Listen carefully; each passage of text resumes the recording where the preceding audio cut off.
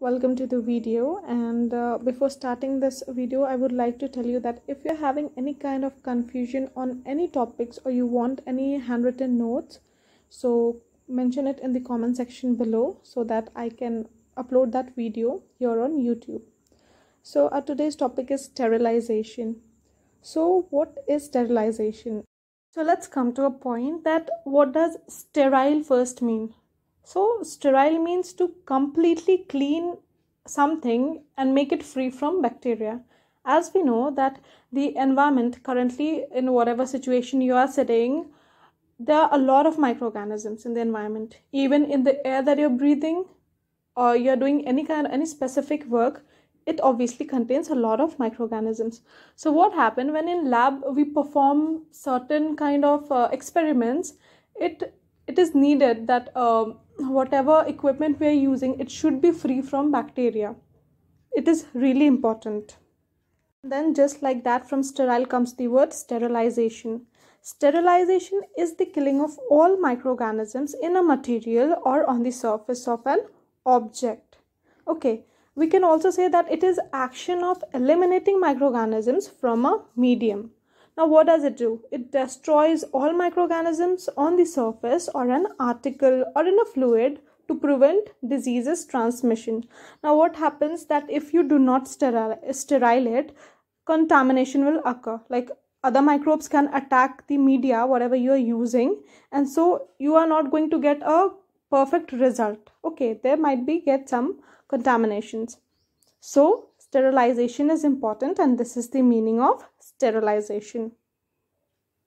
Now what are these microorganisms that can attack? Those can be bacterial, viral or fungal, and they can contaminate with the use of either physical or any chemical agents.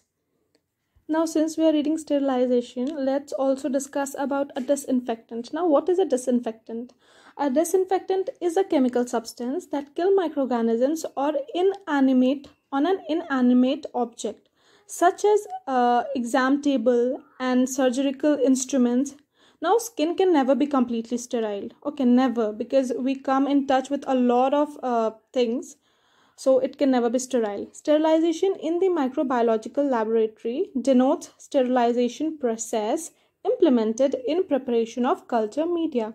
Now if you are a student of microbiology, you know that we prepare media a lot of times for our experiments. So what happens that sterilization in microbiology lab is done by following methods, which is physical method, which is use of heat, filter, radiation, chemical method.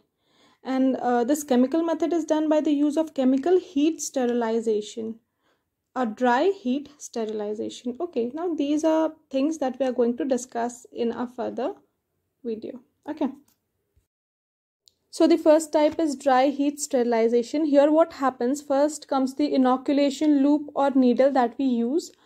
We sterilize it by heating till it becomes red. That loop or the needle becomes red in the flame or in a Bunsen burner or spirit lamp flame. Okay, second is sterilization in hot air oven is performed at the temperature of 160 degree. We also use hot air oven as you know, and maintain it for holding for 1 hour.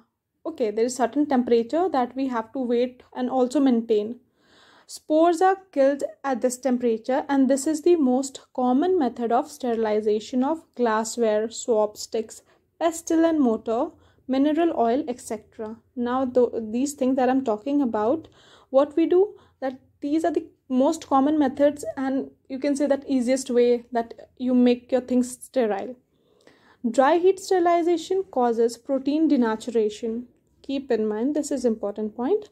Oxidative damage, toxic effects of elevated electrolyte in absence of water. So this was dry heat sterilization. Okay.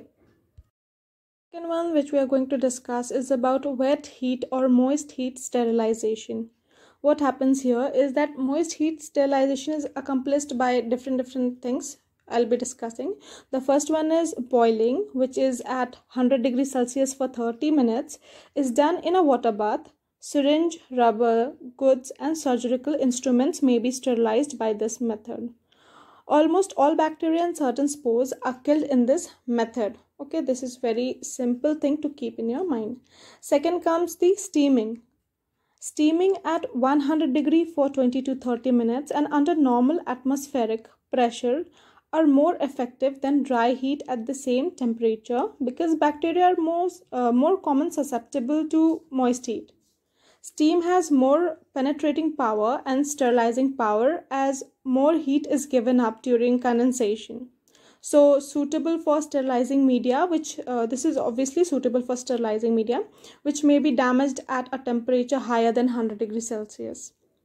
Now, then we are going to discuss about tyndallization. What is this? This is fractional sterilization, which is the steaming process performed at 100 degrees Celsius is done in steam sterilizer for 20 minutes, followed by incubation at 37 degree overnight, and this cycle is repeated for successive 2 days.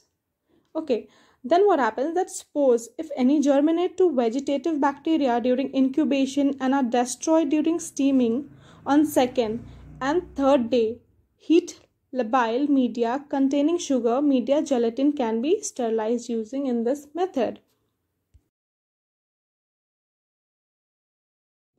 Autoclaving is done by steam under pressure. Steaming at temperature higher than 100 degree is used in autoclaving.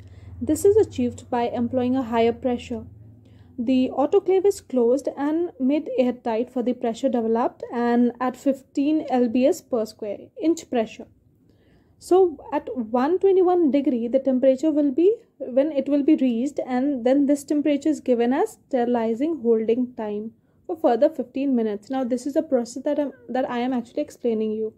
This process, what does this process do? This kills the spore, and this works like a pressure cooker and one of the most common methods of sterilization.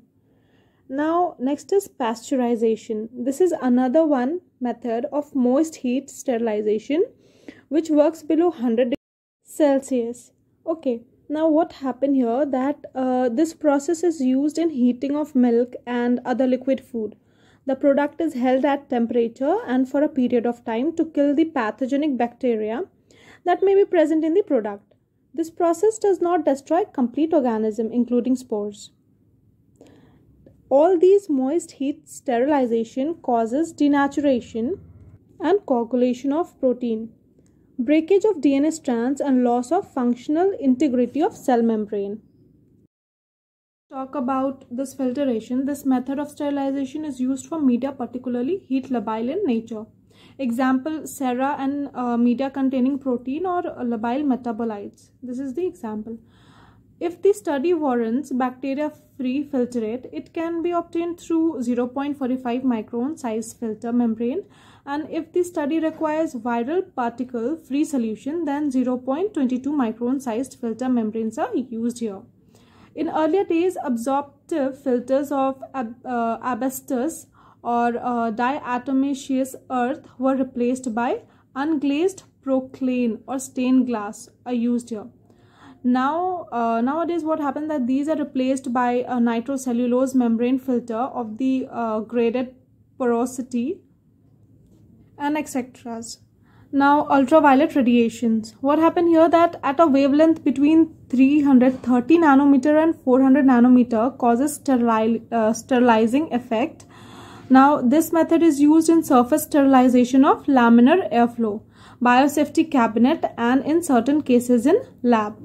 In microbiology laboratory, autoclaving, hot air oven sterilization, filtration and UV radiation are commonly used. Okay.